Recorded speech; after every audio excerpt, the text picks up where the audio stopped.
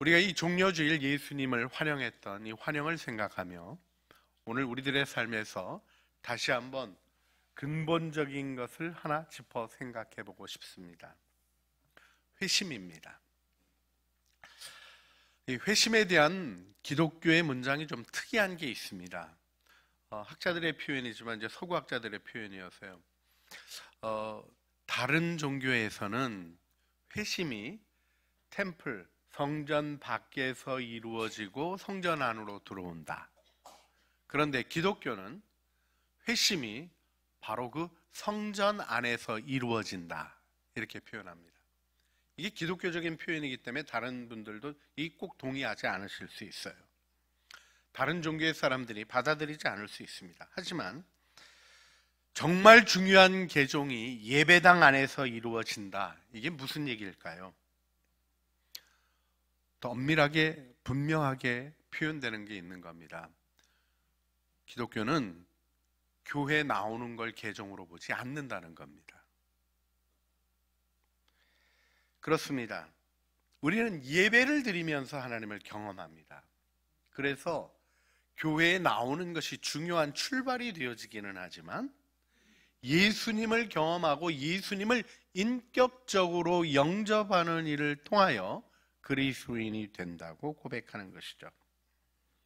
그렇다고 기독교가 구원의 문을 좁게 닫아놓는 것은 아닙니다. 좁은 문으로 들어가라, 이 명령이 분명히 있지만 구원의 문을 크고 활짝 열어주신 분이 우리 주님이시죠. 그래서 찬송가 520장 보게 되면 듣는 사람마다 복음 전하여 복스러운 소식 두루 퍼치세. 모든 사람에게 전할 소식은 어느 누구나 오라. 오는 사람은 지체 말고서 문 열었을 때에 들어오시오. 생명길은 오직 구주 예수니 어느 누구나 오라. 언약하신 대로 이룰 것이니 누구든지 그 언약 받을 수 있네. 받은 사람에게 생명이로다. 어느 누구나 오라. 그리고 우리 후렴에 어떻게 부릅니까? 어느 누구나 주께 나오라. 어서 와서 주의 말씀 들으라. 하늘아버지가 오라 하시니. 같이 해볼까요? 어느 누구나 오라. 이게 복음입니다. 주님은 모두에게 구원의 문을 열어주신 것이죠. 그렇습니다.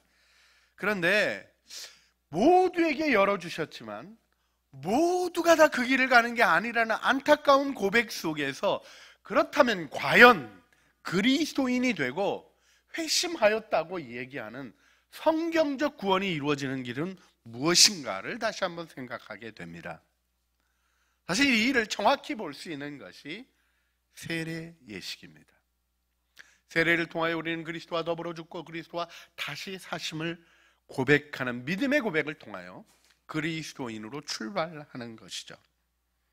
그런데 이 세례 의식 속에는 사실은 훈련 다 하고 다 얘기 나누고 확인도 다 하고 우리 당회원들이 또 대표를 세워서 그분의 신앙을 점검하는 문답 시간까지 다 가지면서도 2000년 넘게 공개적으로 고백하게 하는 질문이 있습니다. 세례 받을 때 먼저 나오셔서 이름 부르면 호명하면 일어나서 질문을 받죠. 어떤 질문 받습니까? 세 가지 중요한 질문을 받습니다. 거기 동의할 때 그리스도인이 된다고 생각하기 때문입니다. 첫 번째 질문은 무엇입니까? 나는 예수 그리스도의 구원하심 외에는 소망이 없는 죄인임을 인정하는가 하는 것입니다. 여러분, 우리가 이 일을 통하여 그리스도인이 되었지만 너무 자주 내가 예수님의 은혜 아니고는 살아갈 수 없는 사람임을 혹 잊어버리지는 않습니까? 이 구원을 우리 안에 견고히 세워야 합니다. 나는 죄인입니다. 그런데 예수님이 십자가와 부활을 통하여 나를 구원하셨습니다. 두 번째 질문이 있는 거죠. 예수님께서 바로 당신을 위하여 십자가에서 죽으시고 바로 당신을 위하여 부활하심을 믿고 받아들이십니까? 그리스도의 구원을 인정하시고 그 구원을 믿으십니까? 하는 질문을 하게 됩니다. 이때 아멘 안 하면 죄송하지만 세례를 베풀 수가 없습니다. 그런데요, 마지막으로 던지는 중요한 세 번째 질문이 있습니다. 그 질문이 무엇입니까? 이제 당신은 예수 그리스도를 나의 왕, 나의 주, 나의 하나님으로 내 마음에 영접하고 이제부터는 내 생각, 내 뜻, 내 감정이 아니라 성경 말씀에 기록된 대로 하나님의 뜻을 따라 성령의 인도하심에 순종하여 살기로 결단하십니까? 하는 결심을 묻습니다. 내 뜻대로 살지 않고 예수님을 주인으로 인정하고 그 주인의 뜻대로 살겠는가를 묻는 것입니다. 이것이 바로 우리 그리스도인들이 소위 회심하여 구원받았다고 얘기하는 것에 있는 중요한 핵심적 변화입니다. 이것이 놀라운 변화를 일으킵니다. 그래서 우리는 이 변화를 따라 살아가야 한다는 것을 가르침을 받습니다. 여러분, 예수 믿는 거는요, 내 생각대로 이해하고 내 방식대로 살아가는 삶이 아니라 성경의 사건을 받아들이고 그 사건을 따라 내 마음을 움직여가는 것이죠. 그래서 로마서 6장 11절이 무엇이라고 표현합니까?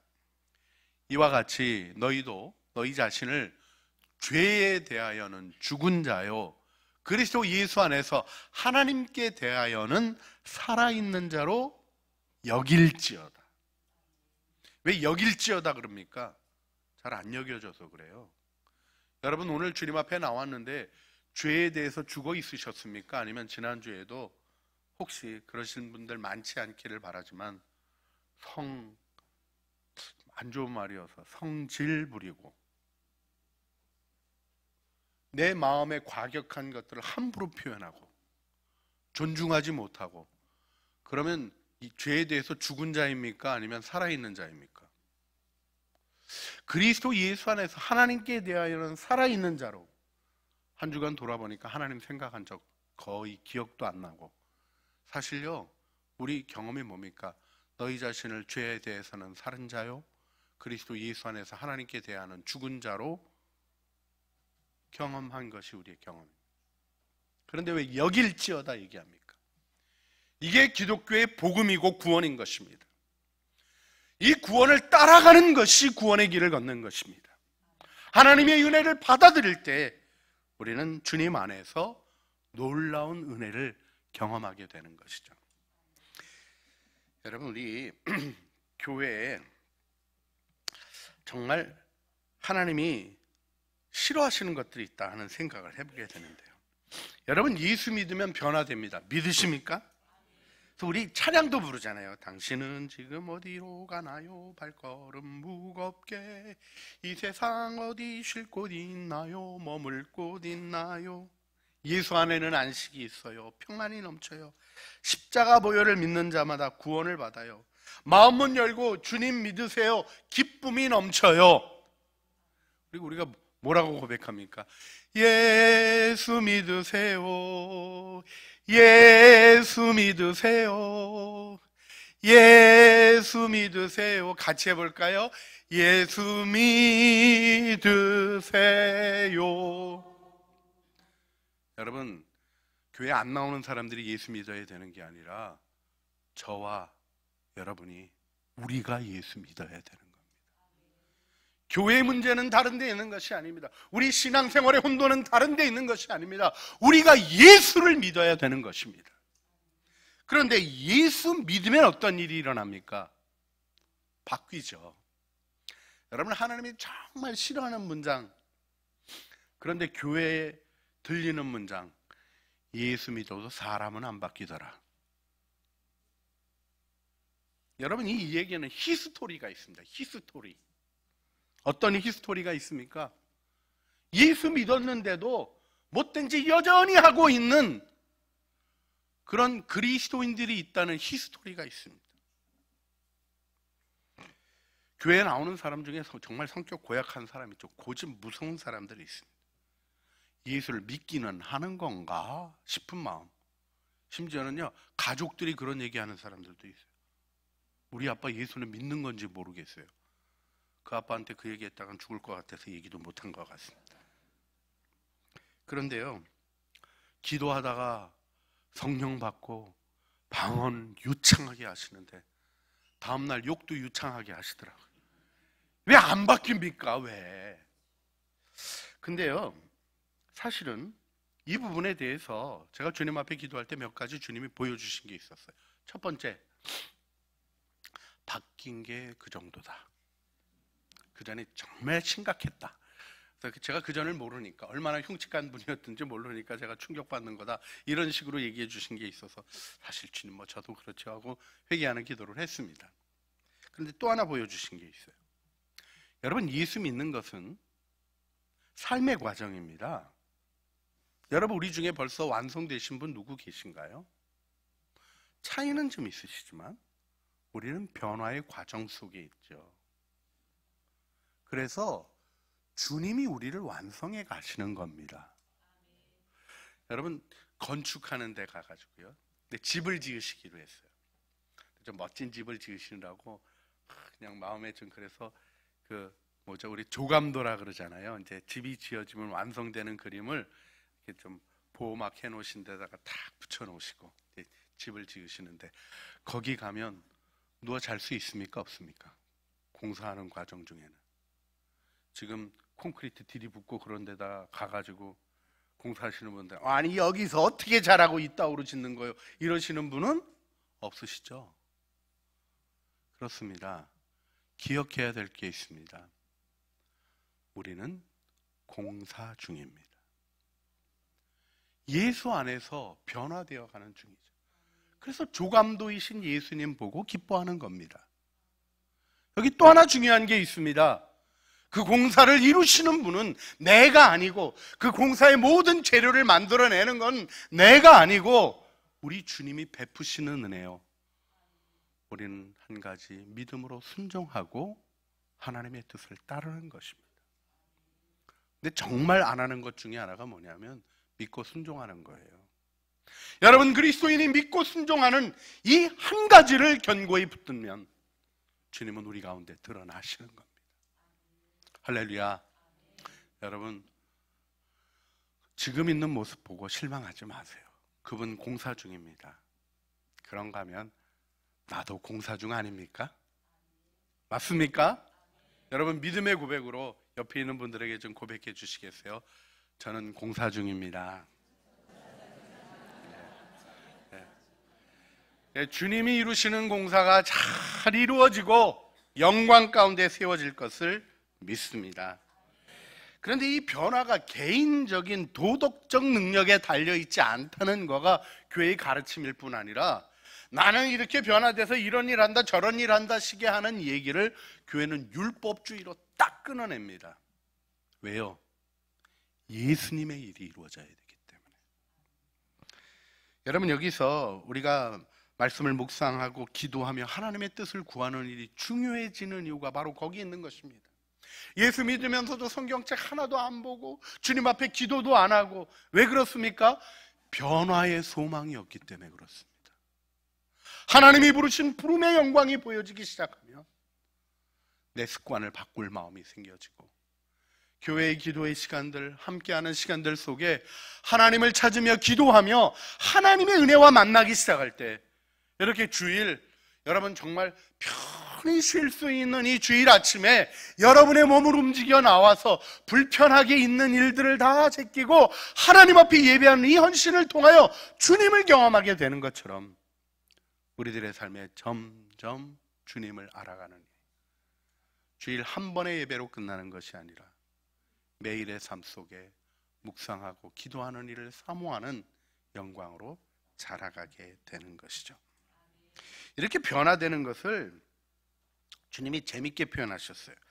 요한복음 1장 12절에 자기 땅에 오매 자기 백성이 영접지 아니하였으나 영접하는 자 곧 그 이름을 믿는 자에게는 하나님의 자녀가 되는 권세를 주셨으니, 오늘 좀 이 말씀을 조금 더 구체적으로 깊이 볼 수 있기를 바랍니다. 자, 자기 땅에 오매 어땠대요? 다 영접하지 않았대요. 여러분, 교회 나온 사람들이 다 주님 영접한 사람 아닙니다. 그래서 주님 영접하라는 초대를 하는 것이고요, 예수님을 믿고 정말 중요한 구원 얻으십시오 하는 말씀을 드리는 거예요. 가정의 평화를 위해서 교회 나오시는 분도 계셔요. 너무 고마운 분들이에요. 저는요, 그분들 마음 아름다우신 분들입니다. 그분들이 주님을 영접할 때 하나님의 은혜를 경험하게 돼요. 우리 교회도 보면 아내 때문에 또 자녀들 때문에 선한 마음으로 참 귀하시죠. 문 앞까지 계속 거의 10년 이상 하신 분들도 있어요. 데려다 주시고 그러다 조금 들어와 보시죠 하고 들어오시고, 그래서 들어오기 시작하셔서 결국 안수 집사님까지 되시고, 그런 분들이 있잖아요. 하나님이 그렇게 은혜의 역사들을 우리 안에서 이루어 가십니다. 할렐루야, 할렐루야. 그런데요, 여기서 우리 다시 한번 요한복음 1장 12절을 띄워주시겠어요? 영접하는 자 곧 그 이름을 믿는 자라는 표현이 나오죠. 헬라어가 좀 특별한 게 있습니다. 뭐냐면 헬라어의 시제가 있어요. 분사 형태로 진행되는 말들인데 분사에도 시제가 있어요. 시제는 어떤 의미를 가지냐면 그 행동의 성격을 결정하는 게 있습니다. 영접하는 자는 우리나라 말에는 없는 단순 과거라는 시제로 되어 있습니다. 이게 뭐냐면 일회적 성격으로 완성해 가는 걸 얘기하는 거예요. 여러분, 예수님 영접하는 거지 영접 여러 번 하는 게 아니잖아요. 예수님 영접하는 거죠. 한번 예수님 믿으면 구원을 받죠. 그 구원이 좀 믿음이 모자라니까 다음엔 좀 더 할까. 세례 받을 때 그때 좀 느낌이 안 좋았어. 그러니까 다시 받을까요? 다시 하지 않습니다. 저희는 제 세례를 거부하는 거를 교리적으로 표현하는 교회입니다. 본인의 상태와 상관없이 예수의 이름으로, 아버지와 아들과 성령의 이름으로 세례를 받았으면 하나님이 책임지신다, 이렇게 믿기 때문에 다시 세례하지 않습니다. 영접하는 자, 저거는 그 단순 과거형으로 돼 있어요. 그런데 영접하는 자를 설명하는 말, 곧 그 이름을 믿는 자, 저 믿는다라는 분사는 현재형으로 되어 있습니다. 끊임없이 믿어야 된다는 거죠. 예수님을 영접했다는 게 무엇이냐? 다름 아니라 끊임없이 주님을 환영하고, 끊임없이 주님을 나의 주님으로 인정하고, 믿음을 고백하며 그 믿음을 성장시켜가는 진실한 노력을 담고 있는 것을 얘기하는 것이죠. 그렇습니다. 그것을 우리가 회심이라고 얘기하며 거듭남이라고 얘기하는 거죠. 예수님께 요한복음 3장 5절에 이렇게 얘기하셨어요. 예수께서 대답하시되 진실로 진실로 내게 이르노니 사람이 물과 성령으로 나지 아니하면 하나님 나라에 들어갈 수 없느니라. 거듭남에 대하여 말씀하신 이 말씀을 기억하셔야 합니다. 자, 그런데 거듭나셨습니까? 변화되셨습니까? 이 실질적인 질문 앞에 우리는 늘 부끄러운 내 자신의 모습을 생각합니다. 그런데 정말 진지하게 부탁드리고 싶은 게 있어요. 부끄러운 마음을 잘 유지하세요. 다 그러니 이 정도는 괜찮다고 강팍해지는 순간 바리새인 되는 겁니다. 그것처럼 두려운 게 없어요. 양심이 화인을 맞아 죄를 깨닫지 못하고 죄를 범하면서도 뻔뻔하게 아무렇지도 않은 것처럼 살아가는 그런 가증한 태도 속에 우리는 우리가 행복을 느끼고 사랑하는 기본적인 구조의 오염을 경험하게 되는 것입니다. 그래서 십자가의 주님을 바라보고 주님의 은혜를 구하는 아름다운 회개의 시간이 예배 때마다 있는 것입니다. 우리의 삶에 메아리 치며 우리를 구원의 현실로 인도하시는 예수님 영접하는 일을 다시 한번 오늘 아름답게 주님 앞에서 바라봐야 될 것이 있습니다. 여러분, 비유를 좀 하자면요, 군대 가는 거 있잖아요. 군대 가는 거. 언제 군대 갑니까? 영장 나와야 가는 거죠. 영장 나오기 전에 뭐가 나오죠? 신검 통지서가 나옵니다. 신체검사 통지서가 나와요. 신체검사 통지서가 나왔을 때 이번에 군대 갈 건지 안 갈 건지 그때 결정할 수 있습니다. 내가 뭐 하고 있는 일이 있으면 연기 신청하면 연기가 되죠. 그렇습니다. 뭐 아무 이유 없이 안 가겠다 그런 건 아니어도 공부하고 있으니까 연기해 주세요. 그러면 연기 신청이 되잖아요.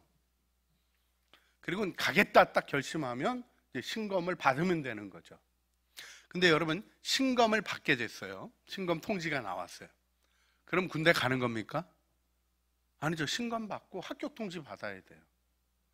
그럼 바로 군대 들어갑니까? 아니요. 영장이 나와야 돼요. 영장이 나오라는 날짜에 가는 거예요.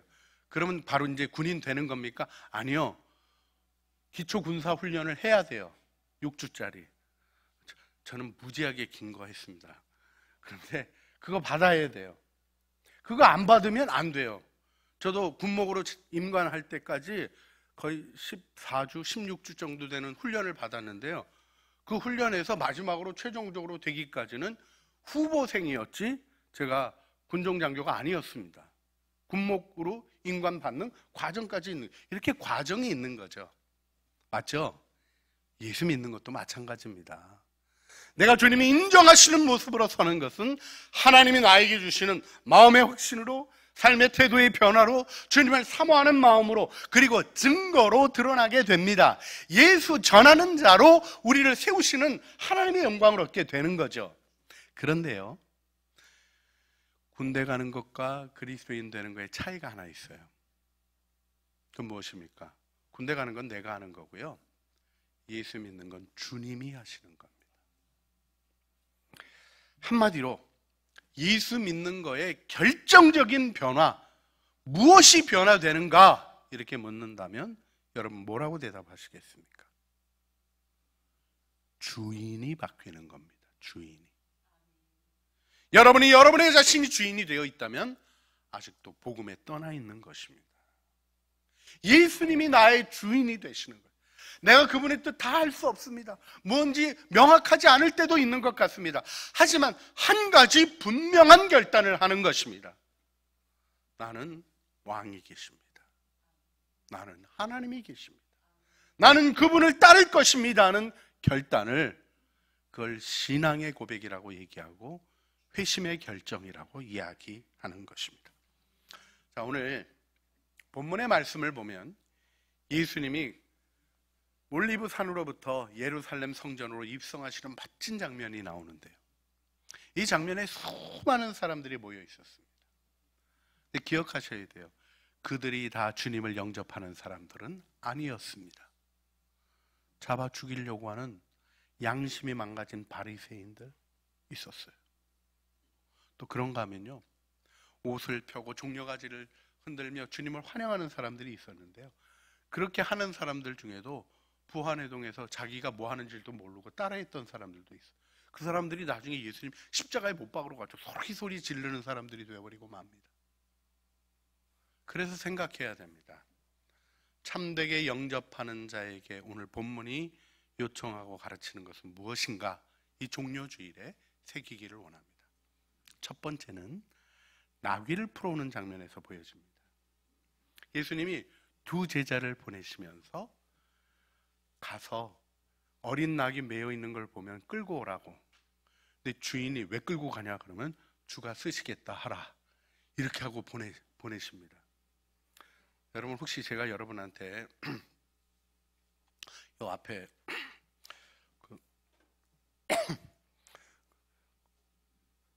하이마트 앞에 가면 좀 요즘 잘 안 쓰는 거긴 하지만 조그만 차가 하나 있을 텐데 그걸 좀 끌고 오세요. 근데 그 차 주인이 왜 내 차 끌고 가요? 이러면 주가 쓰시겠다 이러고 갖고 오라 그러면 가시겠어요? 안 가시겠어요? 목사님 말 같은 걸 좀 시키십시오 이러지 않겠어요? 여러분, 여기서 우리가 생각해야 되는 게 있어요. 제자들이 말도 안 되는 얘기를 따라 했다는 거예요. 두 제자, 이름도 안 나오는데요, 저는 이 두 제자 그러면 나중에 지금 누가복음이잖아요. 누가복음 24장에 나가는 엠마오의 두 제자가 다시 생각이 납니다. 이 두 제자가 따라서 했어요. 주인도 재밌잖아요. 누가 끌고 가는데 이거 왜 끌고 갑니까? 아니, 왜 우리 집 나귀를 당신이 가져갑니까? 그럴 때 주가 쓰시겠답니다. 주님이 쓰시겠답니다. 이렇게 얘기하면 주님하고 당신하고 무슨 상관이요? 하고 확인하는 것도 안 하고 내줬다는 거예요. 여기 중요하게 표현되는 태도를 뭐라 그럽니까? 순종이라고 얘기합니다. 순종. 내 상식, 내 이해를 넘어서서 하나님을 느끼고 그 하나님을 따라가는 마음. 여러분, 이것이 예수님을 영접하는 중요한 태도입니다. 여러분 모두가 주님을 영접하는 자로, 그래서 하나님의 뜻에 순종하는 자로 메시아를 맞아들이는 진정한 환영을 이루시기를 축원합니다. 두 번째는요, 어린 낙이 타고 오시는 메시아를 알아보는 성경적 지식이 필요합니다. 여러분, 오늘 예수님이 나귀를 타고 오시는데 어린 나귀를 타시잖아요. 여러분, 왕이 지금 등극을 하는 겁니다. 왕이 군림하는 거예요. 다시 말하자면 대관식을 진행하는 거예요. 그런데 뭐를 타고 와요? 어린 나귀. 여러분, 어린 나귀를 타면 어떨까요? 큰 나귀도 제가 타니까 뒤뚱거리더라고요. 그래서 저는 그 동네 가서 탈 때 나귀를 안 끌고 오고 좀 워낙 두꺼워 보이는지 노새 끌고 오더라고요. 그래서 저는 딴 거 타고 갔습니다. 이 나귀만 해도 뒤뚱거리는데 어린 나귀는 얼마나 뒤뚱거리겠습니까? 이게 볼품이 없는 모습이 돼요. 그런데 그 앞에 자신의 겉옷을 펴니다. 왜요? 어린 나귀 타고 오는 메시아를 알기 때문이죠. 여러분, 사람이 다른 일에 무식한 거는 괜찮지만 성경을 놓치시면 안 돼요. 스가랴 9장 9절 말씀, 시온에 따라 크게 기뻐할지어다, 예루살렘에 따라 즐거이 부를지어다. 보라, 내 왕이 내게 임하시는 그는 공의로우시며 구원을 베푸시며 겸손하여서 나귀를 타시나니 나귀의 작은 것 곧 나귀 새끼니라. 여러분, 겸손하게 오시는 낮은 분을 알아보는 말씀을 아는 믿음의 식구들이 되시기를 주님의 이름으로 축원합니다. 겸손히 낮은 모습으로 오시는 나의 하나님, 나의 왕을 알아보는 눈을 열어주시옵소서 기도하며 주님을 영접하는 자가 되기를 소원합니다. 세 번째는 환영의 기쁨에 관한 부분입니다. 사실 예수님이 오실 때 모든 사람에게 기쁨이 일어납니다. 이 장면을 잘 주의하여 보실 필요가 있어요. 큰 기쁨이 일어나는데 마음이 강팍한 이 바리새인들, 양심에 화인 맞은 자들은 기쁨이 기쁨으로 오질 않아요. 피리를 불어도 춤추지 아니하고 곡을 하여도 눈물을 흘리고 곡을 해도 울지 않는 강팍함이 되어 있으니까 이게 하나님이 뭐 하시는지 모르게 되는 거예요. 그런데요, 거기 어떤 일이 있었는가 한번 보면 39절에 바리새인들이 이렇게 얘기합니다. 무리 중에 어떤 바리새인들이 말하되, 선생이여, 당신의 제자들을 책망하소서. 이게 무슨 얘기입니까? 이렇게 성전에서 시끄럽게 떠들면 안 됩니다. 아니, 하나님의 사람이면 고요히 와야지 이렇게 시끄럽게 오는 게 맞습니까? 어떻게 보면 그들이 성경을 인용했는지도 몰라요. 이사야 42장 2절에 그는 외치지 아니하며 목소리를 높이지 아니하며 그 소리를 거리에 들리게 아니하며, 아마 이거 인용하면서 조용히 시키라 그랬을지도 모르겠어요. 근데 여러분, 이 장면이 뭔지를 좀 기억하셨으면 좋겠어요. 이 바리새인들이 지금 모르고 있는 게 뭡니까? 구원의 왕이 오시는 거예요. 사람들이 동의하느냐 동의하느냐는 상관이 없어서 주님이 뭐라고까지 얘기하십니까? 40절 대답하여 이르시되, 내가 너희에게 말하노니 만일 이 사람들이 침묵하면 돌들이 소리를 지르리라, 이렇게 말씀하십니다. 이 말씀의 의미가 무엇입니까? 만물이 환영하는 일이 일어나고 있다는 겁니다. 지금 온 세상을 구원하시는 구주가 임하시는 거예요. 그래서 하나님이 그 구주의 오심을 선언하시며 만물이 기뻐하게 하신 겁니다. 그래서 기쁨이 일어나는 은혜가 종료주일에 있었어요. 근데 누가 제대로 반응했습니까? 아이들입니다. 마태복음 21장 15절 대제사장들과 서기관들이 예수께서 하시는 이상한 일과 또 성전에서 소리질러 호산나 다윗의 자손이여 하는 어린이들을 보고 놓아요. 누가 소리를 지르고 기뻐했다는 겁니까? 어린이들이 성전에서 뛰어다니면서 막 기뻐했다는 것입니다. 왜요? 구주가 오시니까. 여러분, 오늘 여러분에게 구주가 임하십니다. 여러분을 구원하시는 구원의 왕이 임하십니다.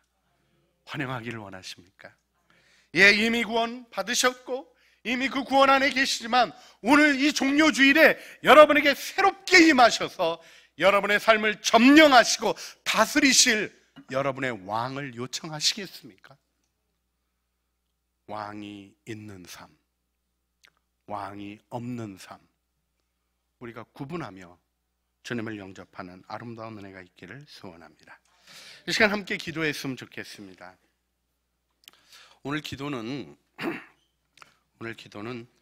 함께 다 일어서서 따라하는 기도로 예수님 영접하는 기도를 했으면 좋겠는데요. 일어서기 전에 마음을 잘 다시 한번 주님 앞에 분위기 따라하는 것이 아니라 정말 어린 낙이 타고 오시는 예수님의 겸손함을 보는 눈을 열어주시옵소서 하는 기도와 함께, 또 주님, 내가 주님을 환영하는 자로서 참으로 하나님 진정으로 주님의 말씀에 순종하는 자로서 왕을 맞이하게 하여 주시옵소서. 그 마음으로 나의 왕 나의 하나님을 영접하고자 하는 마음을 세우시고 우리 주님 앞에 기도했으면 좋겠습니다. 잠깐 마음의 결심을 이루시기를 바랍니다. 오랜 생각이 필요한 것이 아니라 결단으로 확정하는 것이 필요합니다.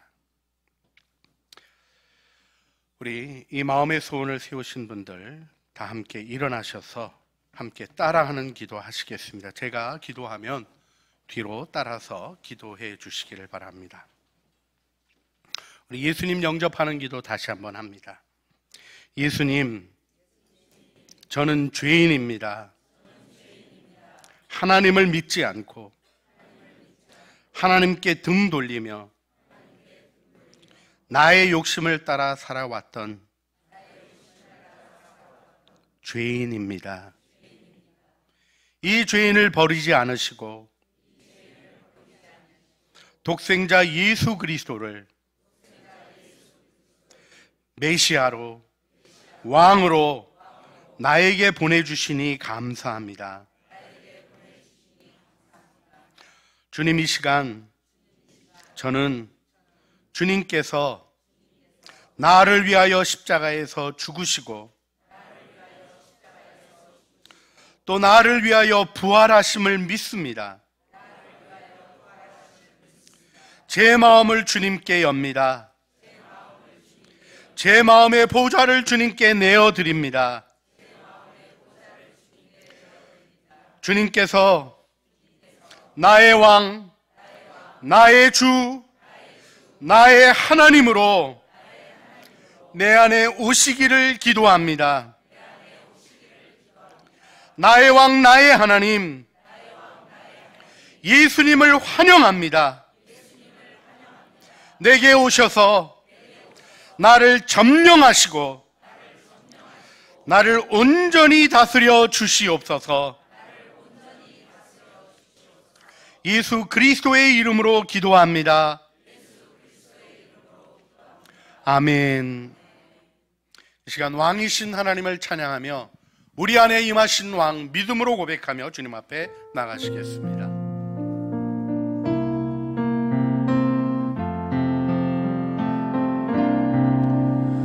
왕이신 나의 하나님, 내가 주를 높이고 영원히 주의 이름을 송축하리이다.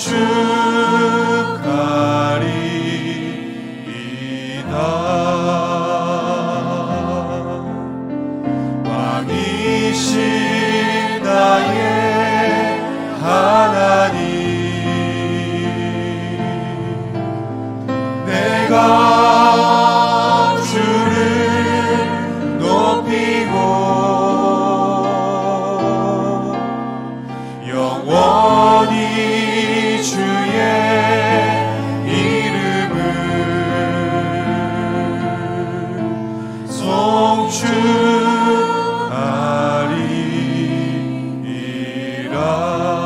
우리 목소리로만 찬양합니다. 왕이신 나의 하나님, 내가 주를 높이고 영원히 주의 이름을 송축하리이다.